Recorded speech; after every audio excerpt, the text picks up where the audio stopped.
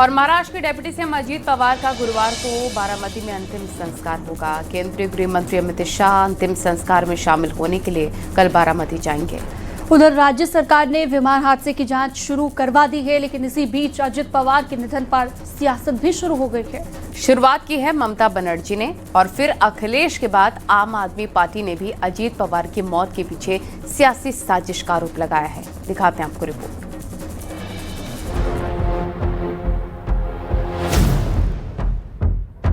And now what happened today, I need proper investigation under the supervision of Supreme Court. Only we have the...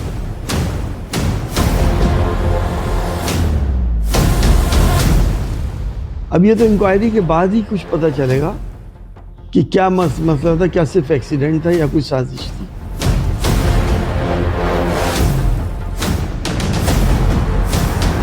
तो इस बात की जांच होनी चाहिए कि एयरक्राफ्ट में कहां से कैसे क्या गड़बड़ी हुई और इतना बड़ा हादसा हुआ।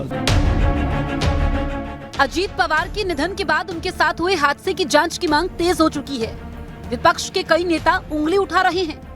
उन्हें शक है कि अजीत पवार का निधन सियासी साजिश का हिस्सा था। उन्होंने खुलकर बयान भी देने शुरू कर दिए। शुरुआत ममता बनर्जी ने की और अजीत पवार के हादसे में हुए निधन पर यह दावा करते हुए सवाल उठाया कि वो बीजेपी का साथ छोड़ने का मन बना रहे थे। 2 days ago, I came to know that from social network that somebody from other party they gave a statement that Ajit Pawar is willing to leave the BJP.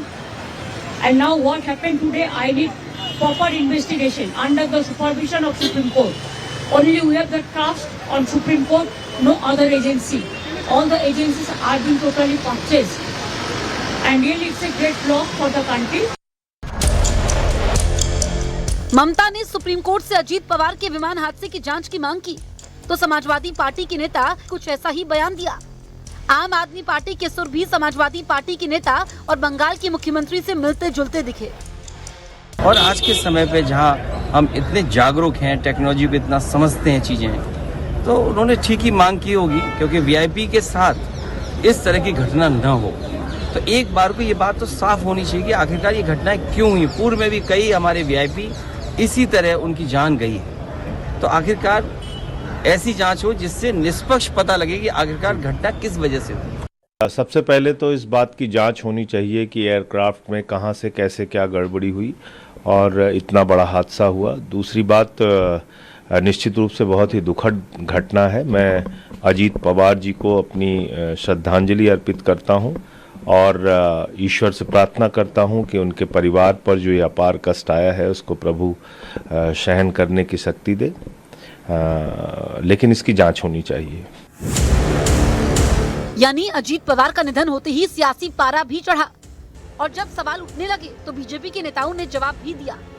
हम लोग सब बहुत शोकमय हैं कि इतना बड़ा हादसा सुबह सुबह हुआ है। आज पार्लियामेंट में सब यही बात कर रहे हैं कि कितना ज्यादा सब इसमें जो है, और सब लोग जो है हेलीकॉप्टर से सफर करते हैं, सब तरीके की ये हम लोग भी इस तरह से ट्रैवल करते हैं। तो इस समय पर इतनी नीच बातें करना, आई थिंक ये बहुत ही, उनको भी थोड़ा तो मतलब संयम अपनाना चाहिए। ममता जी कल पॉलिटिक्स कर रहे हैं, वो अलग चीज है, लेकिन किसी को जाति क्षति पहुंचाई है उन्होंने। पहली बात तो ये निंदनीय और शर्मनाक बात है। दूसरी, अगर फिर भी उन्होंने ये आग लगानी थी 4 दिन बाद में लगा देते। आज उनका संस्कार, कल को उनकी क्रिया भोग जो भी होगा। आज आपने किस चीज के उनको परिवार को भी आपने किस शक में डाल दिया, किस उनके चाहने वाले लोगों में कैसी आपने आग लगा दी है। महाराष्ट्र की सियासत में अजीत पवार का सियासी कद किसी से छिपा हुआ नहीं है। वो शरद पवार के साथ थे तब भी और शरद पवार से अलग हुए तब भी। दोनों ही सूरतों में महाराष्ट्र की सियासत में छाए रहे, लेकिन उनका ऐसा दुखद निधन होगा इसकी कल्पना किसी ने नहीं की थी और इसीलिए उनके निधन ने कोहराम मचा दिया। विमान हादसे की जांच भी हो रही है, लेकिन विपक्षी पार्टियों ने एक अलग एंगल भी पेश किया और अजीत पवार के विमान हादसे में निधन पर सियासत शुरू हो गई।